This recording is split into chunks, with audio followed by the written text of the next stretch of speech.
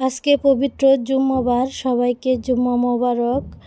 আসসালামু আলাইকুম। কেমন আছেন সবাই? আশা করি সবাই ভালো আছেন। আজকে শুক্রবার, তাই মজা মজা খাবো না তা কি চলে বলেন?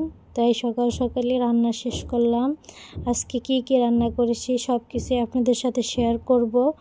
তাই ফার্স্টে আমি পোলাও ভাতটা রান্না শেষ করেছি, ডিম বোনা রান্না করা হয়ে গেছে, আর মুরগি রান্না করেছি আলু দিয়ে, পাতলা করে ঝোল করে রান্না করেছি, আর সাথে গরুর মাংস ভুনা করেছি, আর শ্বশুর বাবার জন্য একটু চিংড়ি মাছ ভুনা করলাম, আর যেটাকে বলে শুটকি দিয়ে কুমড়া পাতা বিরান, কেউ বিরান বলে, কেউ ভাজি বলে, আপনারা কে কি বলেন জানি না, সবাই কমেন্ট করে বলবেন। কিন্তু আমার শাশুড়ি মা বিরান বলে এটাকে, শুটকি পাতা বিরান।